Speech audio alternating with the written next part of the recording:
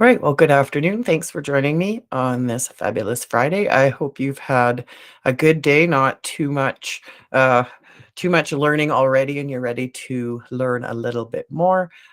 In the next hour, I'm going to be talking about using Gmail and Calendar with your classes, some different ways that you can use them, as well as show you some practical ways that they can actually learn how to use the tools as well.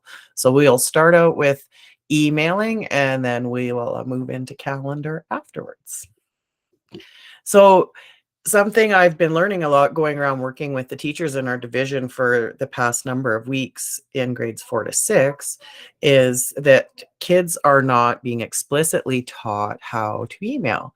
And I've noticed with my own children that they don't seem to have those skills. And even in helping my 15-year-old with some things, we got into his email and noticing that he had been getting a lot of communications from his teachers and from his school, but he isn't even checking that email. And it got me to thinking, wow, why doesn't he use it? I know in my adult life I'm using email all the time, whether it's actually, my email program, or I'm filling out some form on a website and I'm essentially emailing a company or another person.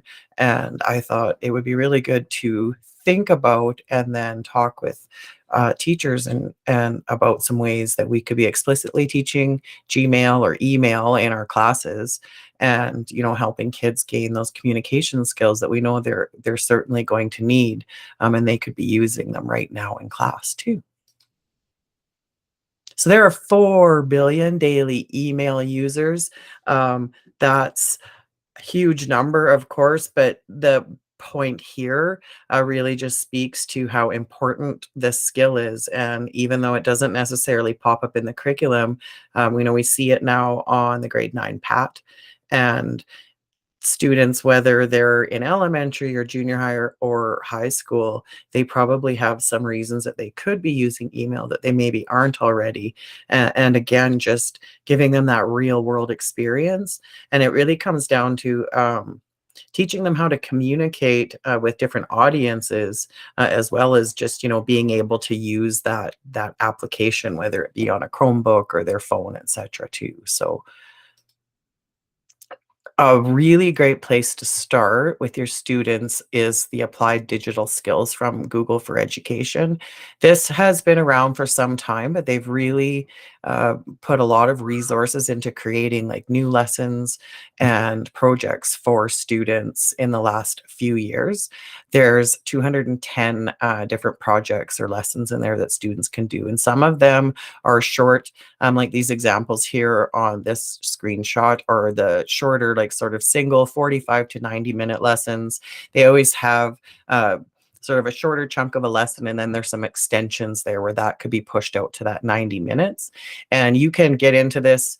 I actually have some links further on in the slides presentation that I will make sure I pop the link in the chat for you after also, so that you can get a hold of those. But I've got links to some specific email and calendar lessons, as well as some projects in there that either include both or one of those, along with maybe some other Google skills too. So Gmail and calendar certainly aren't the only lessons in there. There's lots of Google Drive stuff on the slides, docs, etc. And like I said, some of their projects definitely incorporate more than one of the Google tools. So that's a really great place that you can go find some stuff that you can just share out directly with your class.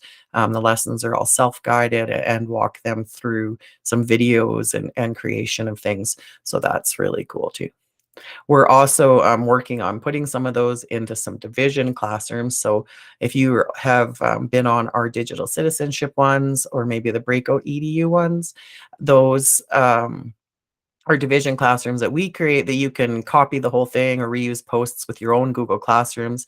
So we're aiming to do the same thing with the applied digital skills, just to help teachers a little bit with some of that organization along the way. And we can curate some of that stuff and sort it out into some topics there, just to make it a little bit easier for you guys to use too. But don't wait on us. Feel free to check that out at any time and start using those with your students right away. And then, like I said, I've got some specific lessons linked onto this slides presentation for that too. So specifically talking about email and just some really basic practical use suggestions in the classroom for getting your kids using email in sort of a real world way would be to be possibly doing weekly or daily agenda emails to parents. I notice when I go around to sites, we don't see a lot of the physical paper agendas in use anymore. Some elementary classrooms are still toting those back and forth every day. Google Classroom will send your parents sort of email synopses of what's happening within Google Classroom, but it's not really a good way or easy way for you to communicate things like those weekly and daily updates and reminders. So that could be something that you could add into your daily lessons at the end of the day, and that time that would be agenda time, or maybe in some language arts time, to have the students sending their parents emails about things that are happening in the classroom, reminders to sign permission forms. We have an event next week and all that kind of good stuff. Another thought might be to have some random acts of kindness emails. You could choose maybe students within your school, or have students choose staff members to send a nice little note to. That would be a good way to practice. Sending an email to someone, as well as working on some nice empathy skills, and again, communicating in a specific way. Classroom reminders and updates, really similar, I guess, to weekly, daily agendas and emails. But I was thinking in this, as far as you as a teacher, could be emailing students. So even though you probably talked about something at the front of the class or whatever, you could be sending the kids a daily or a weekly email with, hey, remember this morning we talked about whatever, or tomorrow your science project is due, and those kinds of things. So just, you know, basic day-to-day communication between yourself and students, understanding, of course, that could become really difficult to manage with a large student load. So perhaps it's, group messages to your class, or reaching out to different students at different times or whatever. You can encourage your students always to email you if they have questions or things, that would be an appropriate way to communicate. I know that was one of the things I was surprised when my son was home due to medical reasons, and I had just said, "Well, email your teacher and ask," and he was like sort of shocked when I asked him to do that. And it just, again, to the point that he hasn't learned and doesn't recognize email as a useful tool, and had to talk to him. Well, how do I email her? Well, say hello, Mrs. So and so, and type out what you want to ask. And so I think, just encouraging your students that could be a way that they can reach out to you too, would be a good life lesson for them to learn, and communicating with you will help them communicate with others down the line as well. And then sending out, sort of formal invites or whatever to parents or other special guests that you would like to invent for school events. Maybe even parent teacher interviews. Your students could do some of the communicating on that for you.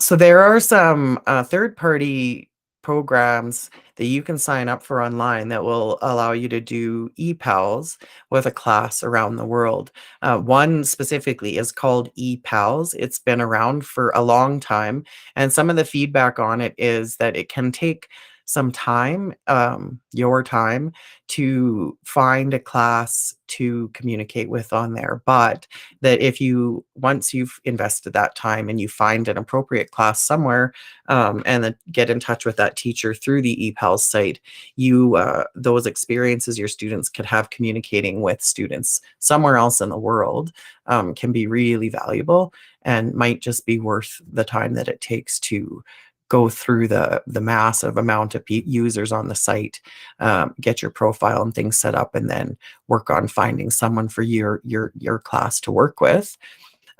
Maybe you could talk to a local senior citizens home in our community and set up doing ePals with seniors. I know through the COVID shutdowns, when everybody was locked up, there was a lot of technology brought into different seniors facilities and things to make it easier for the people living there to stay in touch with their loved ones outside. So having an email program with some Seniors would be a really great way to have your students practice their email skills too, and then maybe emailing for a cause to something like a government body or in support of a charity would be some other examples that you could use email with your classes. Definitely could connect into some language arts or social or health even possibly too. So the big 2 things, with emailing with students, it's like I say, it's not necessarily a curricular outcome, and there's 2 big pieces. One is learning how to use the tool, basic what composing messages and replying, the really basic stuff, maybe into some more expanded use of the specific tool, but then there is the communication piece, that is really, really important, I think. I know these kids are growing up in a world where a lot of their communication is happening via sort of a text message fashion. And I think we're seeing a loss of a lot of the longer written communication. There's definitely time and place that kids are developing a whole new language that will probably become commonplace, but there are always places for the written word, fully written words and sentences. They will need to do professional communications at some point in their life. So learning to write properly in email and considering your audience is a really huge piece. There's a lesson, one of the first lessons in the applied digital skills on email talks to students about audience. And the basic gist of the assignment is they have won an award and they are going to communicate about this award they've won. And one is a text message they would send to their friend. And then how would they text their parent? And then finally, how would they email their teacher? And so the lesson, of course, goes through and talks about those different levels of communication and how what you would text to your friend, is very different than what you might formally send to your teacher, inviting them to come and see you be presented with this award that you've won. So that's just an example of that practical application. They're using the tools. I mean, it's really explicit about what they need to do in there, but then on the other side of it, they're also talking a lot about communication and thinking about your audience. And that's really good to help the kids, you know, practice those skills. And like I said, it's explicitly taught and they're self-guided. The YouTube videos are nice and short. So there's a little YouTube video and then there's some instructions for something for the students to do. You can launch it out with the kids or just take that stuff and teach it to them yourself too. So I'm gonna just now jump over to just a few actual Gmail tips. This could be for you or your students that can help make your life just a little bit easier when you're using Gmail. And then some of the things that you might want to explicitly show your class about using the application also. So just want to get out of this for now. The inbox organizing, I think by default, when you go into Gmail, this isn't open. And this is actually nice to be able to see all of your labels and things. Labels can be handy for your students to further sort and organize things. But again, when you're really just basically getting in, they need to know how to compose. They need to know how to reply to a message. Probably conversations around, is it appropriate to apply all to a message? When is that something that we should do? I find even sometimes adults aren't 100% sure of that. So we could have those conversations with them as well. Other tip, this was what I wanted to go into all of the settings for. I threw myself off completely. So up top, I didn't point it out before we jumped in here, was the labels, these ones. When you select an email, more buttons pop up top. And by default, these are actually little icons. So if you're brand new to email, those icons likely don't mean anything to you. So that is something that can be changed in all of the settings.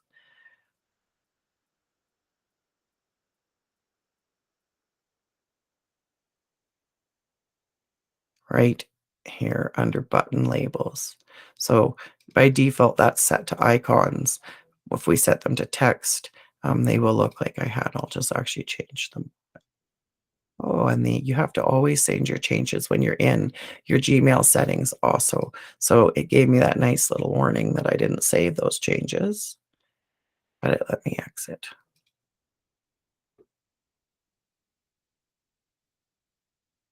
Change those back to icons and save.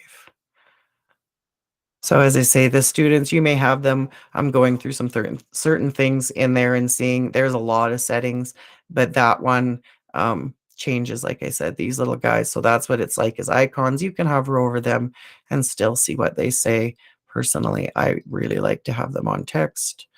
That makes it easier for me. So that was one of the little tips that there was there on that slide that I was showing before I jumped into the actual Gmail that I'll share with you after, that you could use with your students as well if you like. Again, I always have to save changes. Excuse me. When I'm working on my settings in my Gmail. I'm going to jump back to this for 1 minute. Labels, buttons, and the text. Do you guys have any questions specifically about that? Because I definitely got a little bit messed up there. No questions, Patrick. Thanks. I've got my camera not where my meat is, so when I turn to look at you, I'm not actually looking at you anymore.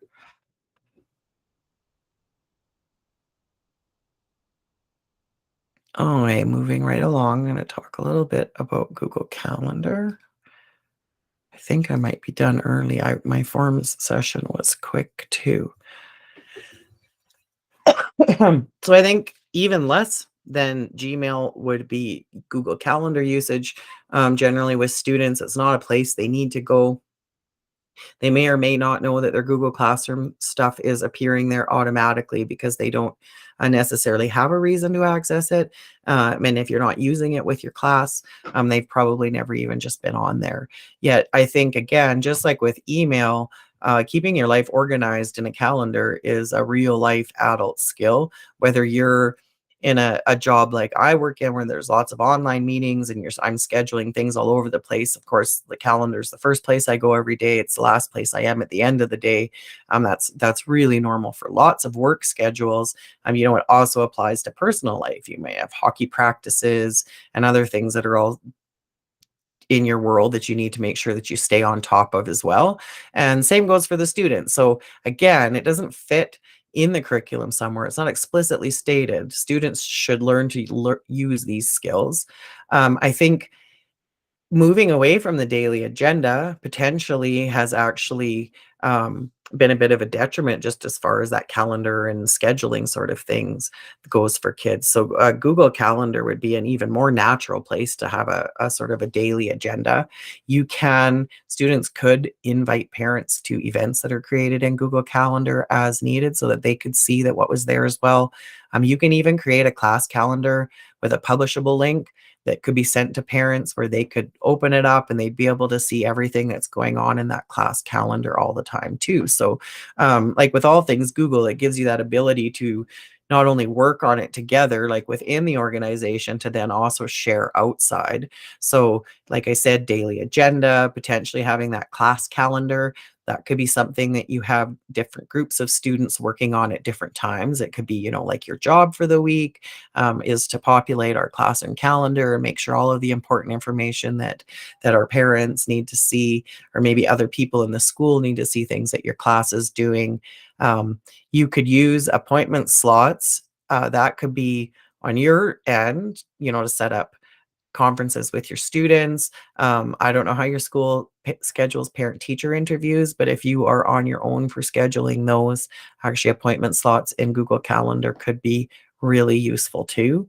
And then when I mentioned it already, but when you set up a Google Classroom, there's always a Google Calendar also created for that Google Classroom. So whether you use it or not specifically, it is there. It's been created for you and all of your students, and then also added into your Google Calendar app.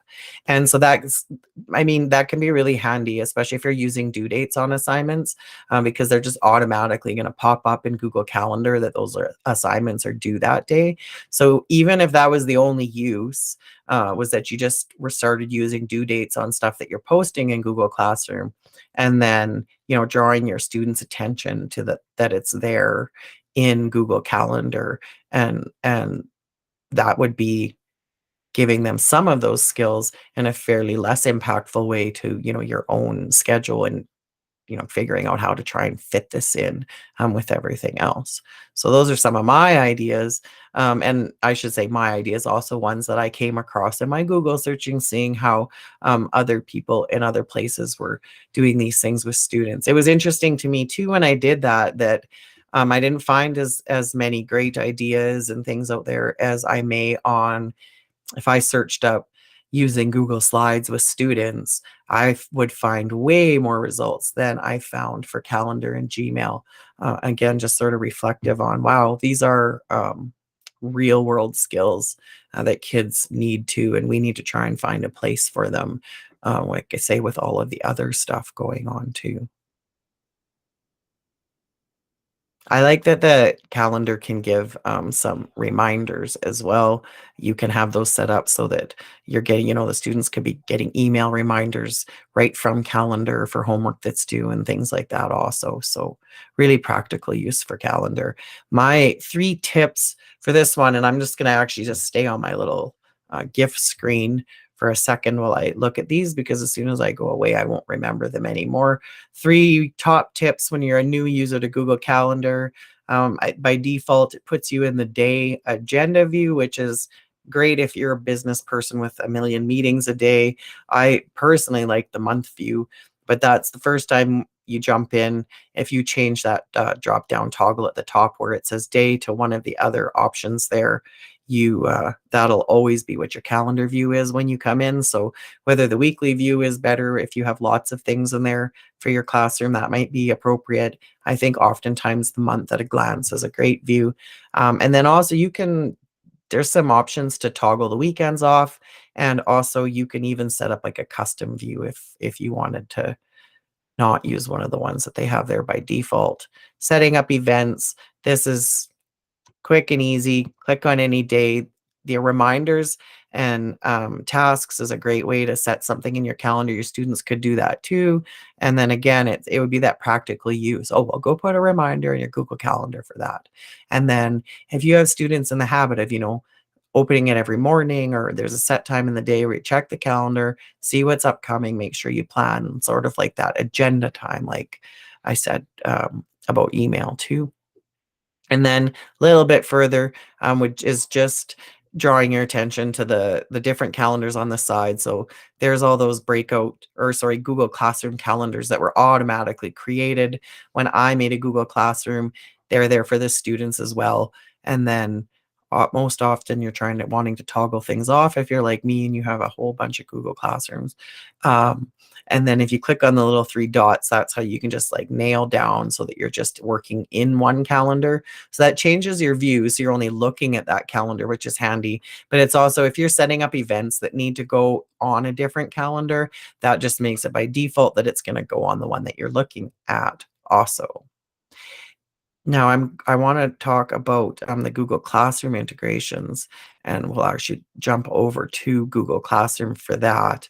Um, and just one note, with these Google Classroom calendars that you have within the calendar app, if you create something in Google Classroom with a due date, it always goes back to calendar. But if you create an event in calendar, it does not push through to the Google Classroom version of that calendar. So we'll just have a look at what that looks like on this one.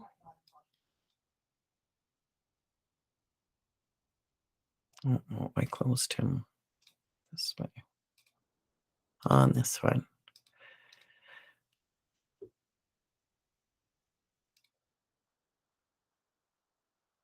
So actually I should have showed from the classes page first.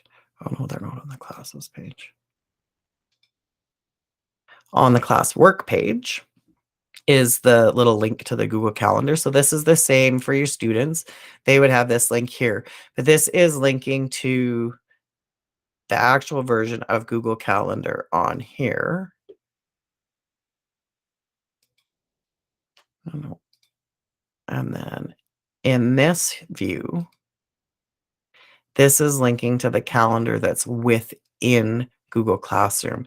So this is where if you create an event on the Google Calendar, it doesn't come back to this view of the calendar. So if you go in here, you're not going to see things that if you know field trip forms do that you added over here. It's not going to appear on this view of the calendar. But if you go from that first spot within the class, from the classwork page, where you see the link and your students see the link, that actually opens up to the Google Calendar app. So that's kind of one of the weird things with Google Classrooms that's got this key calendar here. This is handy for you because it's only your Google Classroom calendars. By default, it's showing you all of your stuff, so you could en masse see all of your assignments. High school students have 4 different teachers at a time. This would be a place where they could see all of their work due in one place or whatever, just that Google Classroom specific stuff.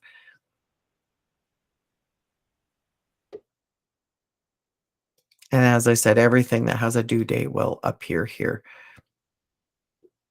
If it has a time on it, it will actually appear with the time on Google Calendar. Back on this version, they're always appearing as a big wide banner. And I think that's actually probably all I had to say about that. I'm gonna just, well, not quite all I had to say. Why did I close that? Might have. Pop this one back open. I closed my presentation that I want to share with you guys with the links. There it is. All the way to the end.